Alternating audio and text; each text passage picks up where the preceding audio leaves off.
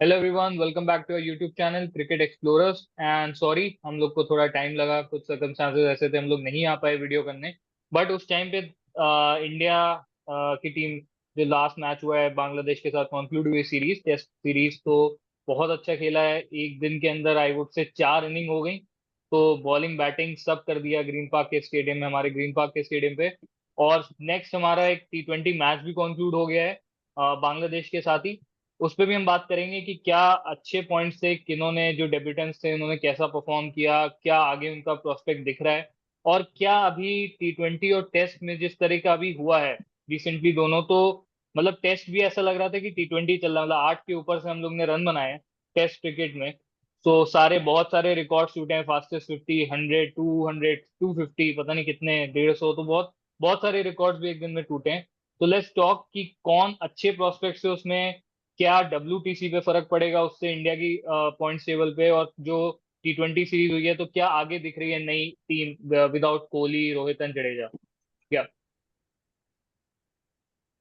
यार अगर हम तुम्हें बताएं तो हमको ये समझ में नहीं आ रहा कि टेस्ट मैच खेल रहे हैं कि T20 खेल रहे हैं। 130 रन चेस करना होता है 12 ओवर में चेस।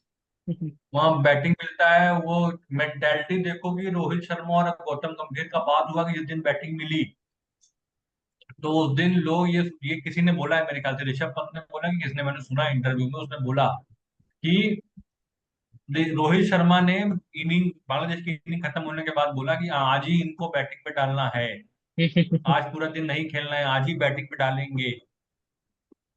हाँ, उस मेंटेलिटी से वो आदमी जाता है और जो पहली बॉल पे निकल के छक्का मारा है लॉन्ग ऑन पे, अरे भाई कौन बहुत इमेजिन अच्छा कर है, सकता है, बहुत कौन अच्छा है। आज की डेट में एक बैट्समैन मेरे को बताओ जैसे सोच के जा सकता टेस्ट है। मैच में। एग्जीक्यूशन तो छोड़ दो, तुम एग्जीक्यूशन अलग अलग बात हो गई, लगा नहीं लगा, लेकिन ये कि मैं जाऊंगा और मारूंगा पहली बॉल से, पहली बॉल छक्का, दूसरी बॉल छक्का, जो जो स्टार्ट दिया है उसने और जायसवाल ने। और जायसवाल के बारे में भी बात करनी थी, बहुत अच्छा खेल रहा है वो लड़का। चेन्नई की पहले टेस्ट मैच की पहली इनिंग में जब इंडिया का स्कोर 144 पे 6 था, तहाँ वहां पे वो जो 144 पहुंचे थे उसमें 70 रन उसी के थे, तो उसने हम्म। तुमको स्टेबिलिटी दी वहां पे। एंड बाकी 3 इनिंग जो वो खेला उसमें 2 हाफ सेंचुरी है, जिसमें तुमको उसने ये दिखाया कि वो तेज भी खेल सकता है। हाँ, तो ये हो गई टेस्ट मैच की ऐसे बात करो तो। और नहीं वो अच्छा खेला है। अब तुम जड्डू के बारे में कितनी भी बात कर लो कमी पड़ेगी, अश्विन के बारे में कितनी भी बात कर लो कमी पड़ेगी। बात यहाँ पे करनी थी ऋषभ पंत की, ऋषभ पंत की इनिंग्स अच्छी आई जो उन्होंने खेली थी। ठीक है, यस। अगर तुम KL राहुल की बात करोगे तो KL राहुल ने सेकंड कानपुर की जो फर्स्ट इनिंग थी उसमें इनिंग अच्छी खेली, अच्छी रन खेली अच्छे थी। बनाए उन्होंने। वहां पे भी उन्होंने भी आके हिटिंग करी, तेज तेज खेला। ऐसा वर्ल्ड तेज कप में खेला। खेल दियो तो क्या पता वर्ल्ड कप है जीत जाते 2023 का। वहां नहीं खेले, यहाँ खेल दिए। एक आदमी जिसके बारे में मैं बात करना चाहूंगा, जो स्पेशल आदमी है, मतलब स्पेशल आई थिंक जिसको अच्छा बनाया जा सकता है बॉलर, वो है आकाशदीप। मेरे को हाँ। वो लड़के ने इम्प्रेस किया इस टेस्ट मैच में। कानपुर वाली बात कर लो, चाहे चेन्नई वाली बात कर लो, उन विकेट्स पे जो लेंथ वो डाल रहा था, जो मूवमेंट उसको मिल रहा था लेफ्ट आर्मर को, तो भाई जो दो उसने बोल्ड मारे हैं तुम देखोगे, अगर कानपुर के टेस्ट मैच में भी देख लो चाहे चेन्नई में देख लो, जो उसका अंदर जाता है बॉल पिच हम्म। होने के बाद लेफ्ट हैंडर के लिए बहुत सही बॉल जाता है, लाइन राउंड बहुत द अच्छी रहती विकेट। है। अब वो कितना अच्छा बन पाते हैं ये मैं अभी कमेंट नहीं करूंगा, बिकॉज नवदीप सैनी के बारे में मैंने बोला था कि बहुत अच्छे प्रोस्पेक्ट हैं, बहुत अच्छा बॉलर बन सकते हैं, वो कहाँ गए उनका था पता नहीं है, लंबे भी थे, उनके पास पेस भी थी, उनके पास लाइन भी थी। अब ये कहाँ तक जाते हैं मेरे को नहीं पता, लेकिन अभी तक इनका परफॉर्मेंस अच्छा है अगर ओवरऑल तुम टेस्ट की तो बात करोगे। इसमें एक टी चीज ये ट्वेंटी में बताइए, तो मतलब हाँ मैं ये पूछो। पूछना चाहूंगा कि आकाशदीप, क्या आप लोग को लगता है कि जो चौथा पेसर, या हम कह सकते हैं तीसरा पेसर ऑस्ट्रेलिया के टूर पे, including Mohammed Shami, Bumrah and third like him, क्या इनको आप सोच सकते हैं ऊपर सिराज के एंड देखो टूर पे ले तुम्हारे जाने टॉप के? थ्री तो वही रहेंगे जो खेलते आ रहे हैं, बुमराह, सिराज और शामी। नहीं तो लेकिन अगर सिराज के ऊपर बैकअप सोच जाएगा सकते हैं, आकाशदीप, क्योंकि सिराज के हमें ऊपर सोच लगता सकते नहीं है हैं। कि शामी की इतनी फिटनेस हो पाएगी कि वो पांचों टेस्ट मैच में बॉलिंग करा पाए। मेरे को तो बहुत मुश्किल लग रहा है, तो अभी भी वो फिट नहीं है। तो ये एक्सपेक्ट करना कि किसी एडिलेड या मान लो सिडनी वाले, सिडनी तो नहीं होगा, एडिलेड ही होगा मोस्ट प्रोबेबली, कि एडिलेड में तुम शामी को रेस्ट दे दो और आकाशदीप को ले आओ टीम में या कुछ भी ना खिलाए। सिडनी में नहीं होगा, मेलबर्न में नहीं होगा, लेकिन एडिलेड में हो सकता है। तो और ये पर्थ में पहला टेस्ट मैच खेल लो, क्या पता तुमको 4 पेसर चाहिए, हाँ वही, और दो उस इसीलिए कॉम्बिनेशन से इंडिया खेलती नहीं है, इतना बैटिंग वीक हो जाता है उनका फिर। लेकिन अगर मान लो चार चार पेसर भी खेले तो ये चारों खेलेंगे। तो हम्म। जो जो मुकेश कुमार और प्रदीप कृष्णा और पता नहीं कौन कौन ट्राई हो रहे थे, अभी हाँ एज ऑफ नाउ तुम्हारे नंबर 4 पेसर हाँ जो ये पेस लाइनअप है उसमें आकाशदीप आते ही हैं। आ रहे हैं। कितने दिन तक आएंगे ये नहीं पता, लेकिन अभी आ रहे हैं। राइट। अब तो अगर आगे। हाँ। T20 के बारे में बात करें हम्म। तो भैया पंड्या जी, हाय हाय हाय, ऐसे च्युइंगम चबा के आता है, ऐसे नो लुक शॉट मारता है और ऐसे बॉलर को देखता है। एक तो भाई भाई बहुत बोला उसके बारे में 18 महीने, मतलब मैंने बहुत गलत बोला है उसके बारे में, बहुत कुछ उसको बोला है, लेकिन अब जो वो परफॉर्मेंस दे रहा है, प्लस उसकी लाइफ में जो जो हुआ है, से फॉर एग्जांपल पर्सनल लाइफ के बारे में ही बात कर लो, सेपरेशन हो गया वाइफ से, डाइवोर्स हो गया, एंड देन इतना उसको ट्रोल किया गया मुंबई इंडियंस के जब कैप्टन बना, उसके बाद वर्ल्ड कप में परफॉर्मेंस देना, अभी वो इस लेवल पे खेलना जो खेल रहा है, वो अब तुमको उस प्लेयर को सेलिब्रेट करना चाहिए। ठीक है वो नहीं खेल पाता टेस्ट मैच, ठीक है वो नहीं खेल पाता ओडीआई, उसकी बॉडी की लिमिटेशन है, लेकिन जो वो खेलता है वहां पे उस अपना बेस्ट देने की कोशिश कर रहा है। Hardik Pandya should be praised. I really like. हमें लग रहा है, मेरे हिसाब से लग रहा है उसके ऊपर जैसे मतलब कुछ बर्डन सा रहा हो, और अब मतलब वो बर्डन चला गया है, तो अब वो जैसे फ्री सा महसूस कर रहा है उसको, मतलब देख के इसकी बॉडी लैंग्वेज मतलब काफी, मतलब स्टार्टिंग में कुछ और हो गई थी लेकिन अब थोड़ा डिफरेंट लग रहा है जब से मतलब ये सब, मतलब एक चैप्टर समझ लो क्लोज हो गया, उसको उसने क्लोज मान भी लिया है, तो अब हो सकता है कि हाँ, मतलब फिर से कुछ ना कुछ देखने को मिल सकता है हार्दिक पांड्या, मतलब जिस तरीके से मतलब व्हाट वी हम लोग एक्सपेक्ट। जानते हैं कि हाँ, हाँ कि मतलब थोड़ा सा मतलब एक्स फैक्टर है टीम में, तो एक्स फैक्टर अब देखने को मिल सकता है, क्योंकि इंसान मतलब जो पर्सनल लाइफ में परेशान होता है, जब वो बर्डन खत्म होता है ना, तो वो अलग ही निखर के आता है वो। अनलाइक कोहली तो और रोहित के वो जाने के बाद एक्सपेक्टेशन कर सकते हैं। ये एक पॉइंट भी है ना, मतलब जो सीनियरिटी लेवल पे अगर देखें T20 में खासकर, तो हाँ इनसे हाँ, मतलब वो भी इन्हें आई थिंक लग रहा होगा, रिस्पॉन्सिबिलिटी वाली टी फील मतलब ट्वेंटी होगी। में देखो आज की डेट में एक आने टफ वाले मैच है, वर्ल्ड कप तुम में, किस पे बैन करोगे बैटिंग में? सूर्य कुमार यादव और हार्दिक पांड्या, हम्म। इनसे ज्यादा कोई नहीं खेला है इस टीम में जो ये अभी करंट बैटिंग लाइनअप है। हाँ बिल्कुल। तो तुम इन पे ही बैन करोगे ना यार, कि तुमको आके मैच निकालने फंसा हुआ है ये, क्योंकि अब कोहली तो है हाँ नहीं, रोहित तो है नहीं। ये बिल्कुल। बात है। लेकिन मैं दो लोगों के बारे में बात करना चाहता हूँ। पहला तो मयंक यादव, क्या लगा तुम लोग को? मैं ये नहीं बोलूंगा मेरे को बहुत अच्छा लगा, लेकिन हाँ जो उन्होंने डिसेंट तुम कह सकते हो बॉलिंग कराई, आउटसाइड ऑफ उन्होंने अच्छी वेरिएशन डाले, प्लस उन्होंने हम्म। बाउंस अच्छी है उनकी, तो बैट्समैन बैट्समैन बीट हो जाता था, और वो बीट हुआ भी बांग्लादेश के प्लेयर, एक आधा विकेट भी लिया उन्होंने। ठीक लगा उनका बॉलिंग मेरे को। तुम लोग क्या सोचते हो वो बताओ। और दूसरा जो एक ऑलराउंडर का प्रोस्पेक्ट लाया गया है T20 में, नीतीश कुमार रेड्डी, इन्होंने हम्म। एक आधा ओवर कराया, बैटिंग भी ठीक ठाक की है, मतलब 16 बॉल में 15 या 15 बॉल में 16 ऐसा बनाए। क्या लगता है इन दोनों को देख के इनका क्या फ्यूचर रहेगा अगर ये टीम इंडिया के लिए खेलते हैं? बिकॉज इनका डेब्यू अभी पिछले मैच में ही हुआ है। बाकी सारे यंगस्टर्स हमने बहुत बात करी है, तो इनके बारे में भी थोड़ा बात करना चाहिए। क्या लग रहा है फ्यूचर इनका देख के, कहाँ तक जा सकते हैं ये टीम इंडिया की? अब मेरे हिसाब से तो देखो, तो जो अभी मयंक यादव हैं, इनका तो सेम सिनेरियो बन रहा है उमरान मलिक का। उमरान मलिक के साथ अगर जो किया इन्होंने, अगर वो सेम मयंक यादव के साथ रिपीट करेंगे तो मुश्किल हो जाएगी, क्योंकि स्टार्टिंग में वो भी आया था, उसके अंदर भी पोटेंशियल था, बट उसको फिर आईपीएल में खिलाना बंद कर दिया, टीम में नहीं लिया, मौके नहीं दिए। इंसान जब कुछ कर रहा होता है ना, तो वो उसको मौके दो उस टाइम पे, ये मत सोचो कि इनसे ऊपर सीनियर बैठे हैं या इनके लिए जगह नहीं बन पा रहे। कभी कभार तुम्हें जगह बनानी पड़ेगी, किसी न किसी को कॉम्प्रोमाइज करना पड़ेगा, चाहे 34 साल के बंदे को कर लो या तो 22 साल के बंदे को कर लो। इंडिया में फास्ट बॉलर पैदा नहीं होते हैं, मीडियम पेस जिंदगी भर पूरा सब मीडियम पेस ही रहे, फास्ट बॉलर पैदा ही नहीं होते हैं। तो एटलीस्ट जो एक दो तीन चार, मतलब जो कभी कोई दिखता है रॉ पेस वाला दिखता है, तो रिस्क ले लो ना भाई, क्यों इतना, तुम्हें क्यों इतना सोचना है, ओवर थिंक क्यों कर रहे हो तुम? मौका दे दो उसको, 5 टेस्ट 7 टेस्ट। पहली बात तो पेस बॉलर है तो उसको टेस्ट में मौका दो, लिमिटेड ओवर में तो चलता रहेगा, इसमें तो ये दिन दिन की बात होती है, ये कभी स्पिनर चल गया, कभी कोई दिन की बात होती है। बट टेस्ट मैच में बहुत कुछ होता है, तो 5 दिन की गेम में मौका दो ऐसे बॉलर्स को जिनका, जैसे बुमराह को मौका दिया था। लगे तो हम्म। बुमराह भी नहीं रहे थे कि टेस्ट के बॉलर बनेंगे, मेरे मुझे तो नहीं लग रहे थे पर्सनली, किसी को लग रहे हो, बात की बात है।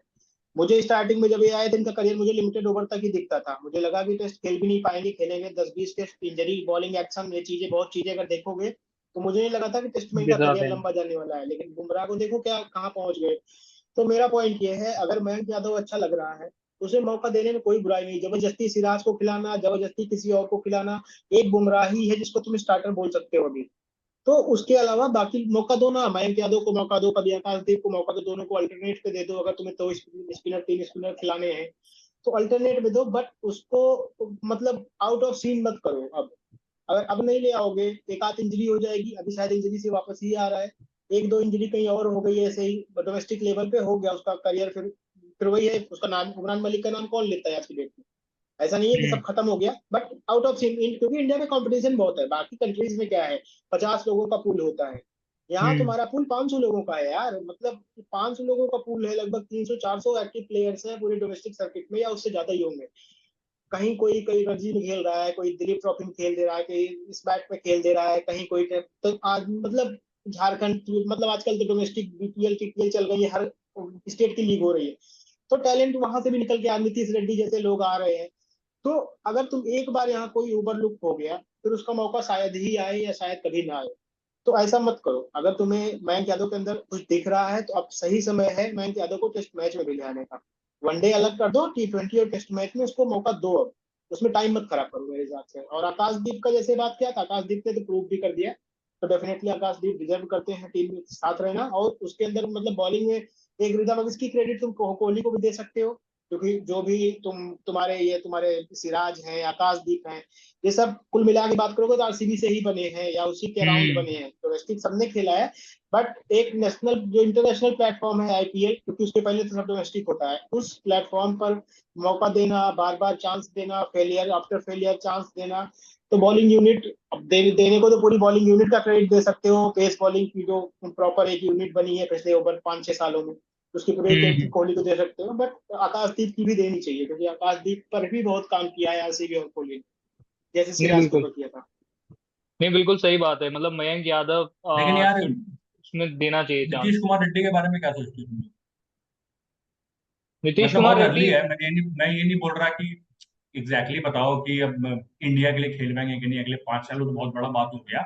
लेकिन एक आधा गेम में आए हैं, आईपीएल में भी हम लोगों ने देखा है, थोड़ा बहुत नहीं, क्लासी शॉट तो है उनके पास, ड्राइव अच्छी खेलते हैं, लॉन्ग ऑन पे शॉट उन्होंने मारा था, छक्का मेरे को अब तक याद है, बहुत अच्छा शॉट था वो। बॉलिंग भी ठीक ठाक कराते हैं। तो क्या तुम्हें लगता है कि वो जो हार्दिक पांड्या के बाद हम विजय शंकर और शिवम हम्म। दुबे और शार्दुल ठाकुर सब घूम रहे थे, तो अब ये चौथे आ गए हैं, उन्हीं की तरह कि उनसे बेटर है? नहीं, मतलब मुझे एक अच्छी चीज ये लग रही है कि हार्दिक पांड्या या शिवम दुबे या मतलब जो है, अब ना मतलब थोड़े से हम बैटिंग ऑलराउंडर्स की तरफ ज्यादा जा रहे हैं। बीच में थोड़े से जैसे हार्दिक पांड्या बॉलिंग ऑलराउंडर की तरफ ज्यादा हो गए थे, बैटिंग उतनी अच्छी रन आ नहीं रहे थे। और अब इंडियन क्रिकेट जैसे हमारे पास पहले होता था ना कि सचिन, गांगुली ये सब बॉलिंग करा लेते थे पार्ट टाइम, और बैटिंग इनकी बिल्कुल सॉलिड होती थी। चाहे आप अभिषेक शर्मा को देख लीजिए, चाहे नीतीश रेड्डी को देख लीजिए, पहला इनका बैटिंग है। और बॉलिंग इनसे आप ओवर निकलवा सकते हो, चाहे रिंकू सिंह वगैरह ने भी करा है, श्रेयस अय्यर भी करने लग गए हैं कि हाँ भाई बॉलिंग करनी है, सूर्य कुमार यादव ने भी करी। तो कहीं ना एक ये फैक्टर आ रहा है कि बॉलिंग सबको 2-2 3-3 ओवर चाहिए, और बैटिंग बट आपको प्राइमरी रखनी है। तो उससे ना बैलेंस टीम का ज्यादा बेटर मेरे हिसाब से रहता है कि आप प्रॉपर एक हार्दिक पांड्या जो बीच में बैटिंग उनकी बिल्कुल मतलब उतनी नहीं चल रही थी, बॉल फॉर्म में भी नहीं थे, मतलब टच भी नहीं हो रही थी मिडल ऑफ द बैट। तो इस तरह से इंडियन क्रिकेट अब आगे बढ़ रहा है कि थोड़ा बैटिंग ऑलराउंडर की तरफ ज्यादा है। और हाँ अभी बहुत अर्ली है, बट अच्छी चीज है कि इस तरफ बढ़ रहे हैं, और अच्छे ऑलराउंडर्स अभिषेक शर्मा और इनके उसमें हम देख सकते हैं आगे। देखो, स्पिन बॉलिंग ऑप्शन तो इंडिया डेवलप कर रहा है, इंडिया ने ये रिकॉग्नाइज भी किया है कि हमको स्पिन बॉलिंग ऑप्शन चाहिए बैट्समैन में। हम्म। ये जो रियान पराग T20 और ओडीआई हाँ। दोनों खेल रहे हैं, उसके पीछे रीजन ही यही है कि वो नंबर 5-6 पे आके बैटिंग करें। वो वाले वो जो क्या मतलब लोअर मिडिल ऑर्डर वाले पे जो बैटिंग करना होता है वो वाला हम्म। इनका बैटिंग का स्टाइल बन जाए, और बॉलिंग है तुमको स्पिन अच्छी करा लेते हैं, श्रीलंका में हम्म। ठीक करा रहे थे। हाँ। और मैंने ये भी देखा है कि पहले T20 के मैच के पहले अभिषेक शर्मा जो टीम में आए हैं, उन्होंने भी काफी हाँ। स्पिन बॉलिंग कराई। राइट। तो राइट। उनको भी एक्सप्लोर किया जा रहा है। तो तुम बैट्समैन में ये तो ढूंढ रहे हो कि कौन तुम्हारा अच्छा बॉलिंग ऑप्शन बन सकता है जो तुमको 2-3 ओवर दे दे, just like someone like Glenn Maxwell, ऐसा कोई अगर बन हाँ। सकता है तो बना लिया। राइट राइट तो वो राइट। तो देखने वाली बात है। लेकिन बिफोर वी एंड, मेरे को एक लास्ट बात करनी है। मैं बहुत टाइम से देख रहा हूँ, वर्ल्ड कप में आया रिंकू सिंह नहीं गए, जो श्रीलंका की सीरीज हुई उसमें भी रिंकू सिंह को चांस नहीं मिला। अब ये जो B8 सीरीज हुई है इसमें रिंकू सिंह 6 नंबर पे बैटिंग कर रहे थे, नीतीश रेड्डी 4 नंबर पे खेलने आ गए, लेकिन रिंकू सिंह नहीं आएंगे। तो कोई तो मोमेंट होगा जहां तुम रिंकू सिंह को बोलोगे कि थोड़ा टाइम लेके खेलो और अपनी बैटिंग इंप्रूव करो, या तुम चाहते हो कि उसके लिए एक ही टेम्पलेट फिक्स है कि लास्ट की 20 बॉल में ही तू जाएगा बैटिंग करने और उस 20 में से 10 बॉल खेल के तू 20 रन बनाएगा। अगर वो टेम्पलेट है तो फिर तुम कभी बैटिंग नहीं दोगे। बट अगर तुम उसको एज अ बैट्समैन डेवलप करना चाहते हो तो तुम्हें उसको भी एक बार 4 नंबर पे तो भेजना चाहिए। तो क्या सही लगता है कि शुड रिंकू सिंह भी सेंट अप दी ऑर्डर एक आधा बार, या फिर तुम चाहोगे कि नहीं नंबर 6 तेरा फिक्स है, लास्ट की 20 बॉल ही तू खेलेगा और उस 20 में से 10 बॉल खेल के तू 20 रन बनाएगा, ये नहीं दे देना है उसे। नहीं, दिस इज रॉन्ग। मतलब ऐसे तो फिर धोनी कभी डेवलप ही नहीं हो पाते, राइट? वो 3 नंबर पे बैटिंग करने आया तो है ना बंदा अपने मैचेस में, तो कभी धोनी डेवलप ही नहीं हो पाते। तो ऐसा नहीं है, कोई भी मैच अगर आपको इजी लग रहा है या ऐसा मतलब कि सीरीज जीत गए कुछ है, आपको ट्राई करना ही पड़ेगा ना इतना। जैसे दिग्विजय ने कहा पूल इतना बड़ा है तो आपको मौके देने हैं, तो मतलब ट्राई आपको करना ही पड़ेगा। ये फिक्स पोजीशन नहीं रख सकते। ये चीज हमने दिनेश कार्तिक के साथ देखी थी वर्ल्ड कप में भी, है ना? और वो फेल हुए थे वहां पे। तो मेरे हिसाब से तो करना चाहिए ट्राई, और किसी सीरीज में अच्छे से टाइम 2-3 मैच दे के ट्राई करना चाहिए। सारा पॉइंट वहीं पर आ जा रहा है, क्योंकि पूल इतना बड़ा हो गया है ना। मुझे नहीं लग रहा है कि इंडिया की T20 टीम कभी अब स्टेबल हो पाएगी। Stable in the sense definitely मतलब विनिंग टीम होगी, मैचेस जीतेंगे, बट एक प्लेयर अब बहुत दिन तक एक प्लेयर एक पोजीशन पे नहीं खेल पाएगा।